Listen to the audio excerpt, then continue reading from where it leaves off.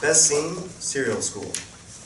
Exterior, Paradise Modeling and Media Consultants, morning. Lizzie pulls up to the studio building the next morning. Before she exits her car, she starts talking, seemingly to herself. Audio check? Positive. Checking video. Interior blue van, morning. Jessie is sitting in a large van with a row of monitors in front of her. It is from here that she is able to track Lizzie's every move as her undercover assignment begins. Intercut with Lizzie outside the modeling agency. Video is coming through just fine. Remember, wear that necklace at all times, and for God's sake, don't lose it. That state-of-the-art video surveillance you've got around your neck, meaning very expensive. I hear you, believe me. All set with my big sister? Spoke to her last night. She's been waiting for the go-ahead. She'll take good care of you. Great. Time for my new career. Just don't get too used to it. And remember, any hint of trouble and it's an abort. We're on our own here. Just you, me, Tag, and Paul. I'm glad you brought him in on this. Lizzie signs off softly and enters the building. Interior, Paradise Modeling and Media Consultants, morning. Lizzie walks through the double doors of the building and encounters a large and plush area with a circular reception area, with state-of-the-art equipment and surrounded by modern furnishings. She approaches the receptionist, who could be a model herself. Hello. My name is Antonia Vallon. I was supposed to meet my sister, Maria, here. The receptionist picks up a phone, says something quietly, and a minute later, Maria appears through a side door. Maria Vallon, 32 years old, single, 5'5", strikingly beautiful, even for a model, was one of Paradise top television models until a drunken ex-husband caught up with her one night 2 years ago and beat her almost to death. Jessie was a detective on the case and caught up with him. Would have served more than 20 years, but for a legal snafu, the evidence, and served less than a year. Through some very effective friends, Maria's ex was forced far away out of the country, fearing for his own life should he return.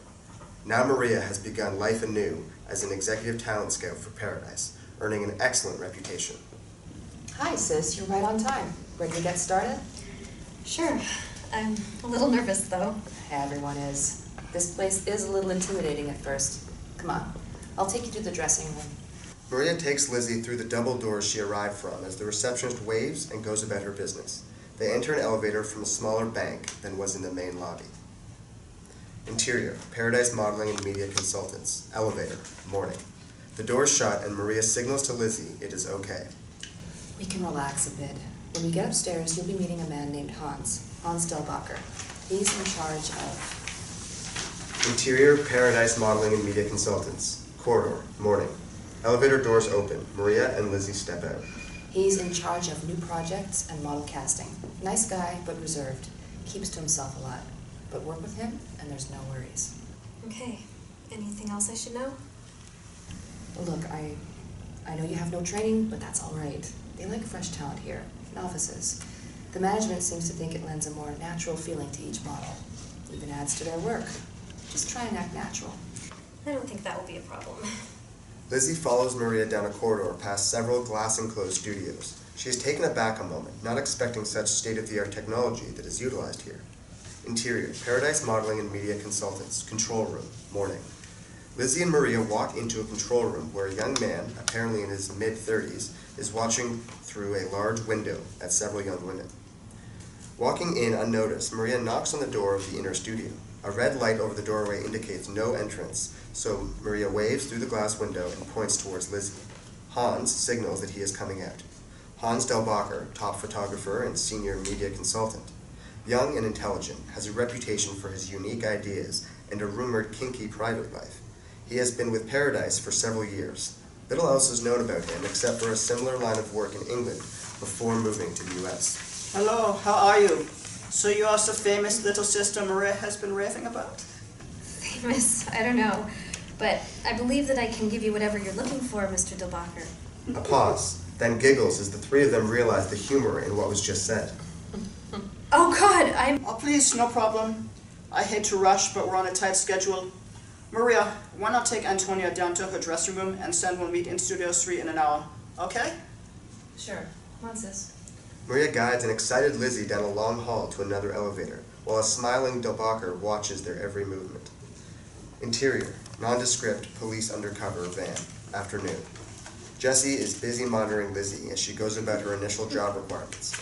As the current phase requires almost constant photographing of Lizzie's hands and feet, Jessie takes advantage of a sudden lull in the activity.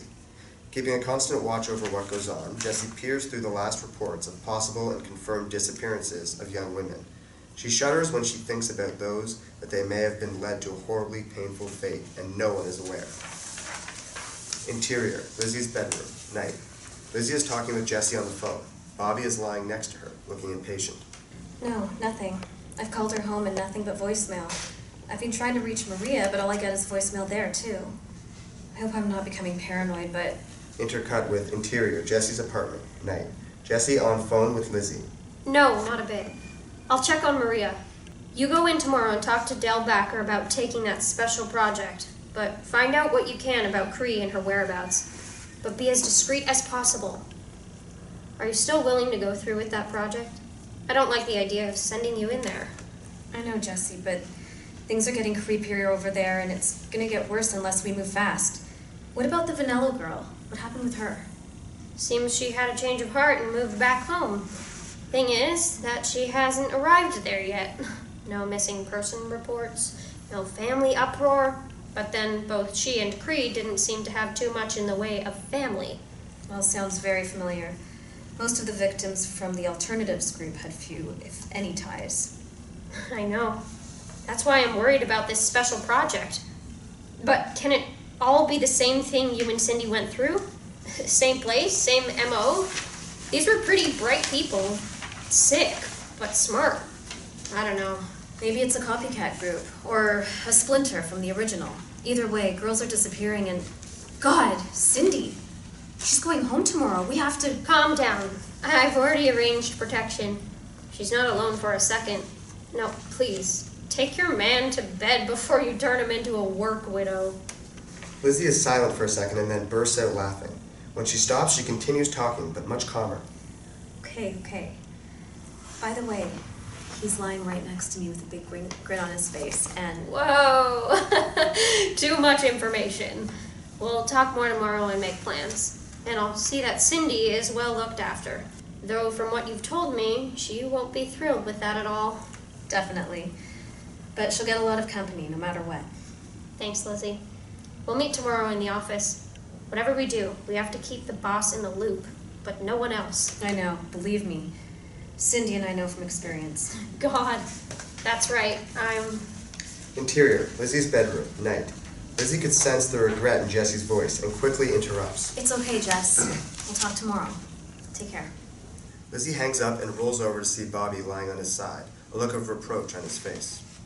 So, you're going through with this? God, honey, wasn't the last time enough? I know I'm being blunt, but it could happen again. Yes, I know. But we're better prepared now. And we've tightened the loop to a scant few people, you included. Although I might get hung for letting you in. Oh, bullshit. I was part of an intelligence unit when I did my first tour over there, so it's not going anywhere. Can I at least tail you unofficially? Lizzie shuts Bobby down immediately. No, Bobby. I know you mean well, and we could really use your experience, but this has got to stay a strict undercover op. That's it. I'm sorry. Bobby starts to respond but knows better and just grabs Lizzie playfully, then speaks. All right, but at least let me do something. How about I pick up Cindy from the hospital tomorrow? Then I can sort of hang around for a while. Well, that sounds like a good idea. And she knows you, so she won't resist the idea. Okay, great. Thanks, hun. I'll call her now. Lizzie grabs the phone while Bobby gives her a strange grin. Exterior, Staten Island Hospital, South, day. 1 hour earlier. Cindy walks out the door of the emergency room side exit. She walks a short distance to the alleyway entrance and leans against the wall, her legs in slight pain from her injuries. She puts her head back against the wall, grateful to be out in the fresh air, and takes in the warm sunshine on her face. Several minutes later, she hears someone call to her. It's Bobby. Hey, Cindy. Hope I'm not late. Bobby gives Cindy a friendly hug.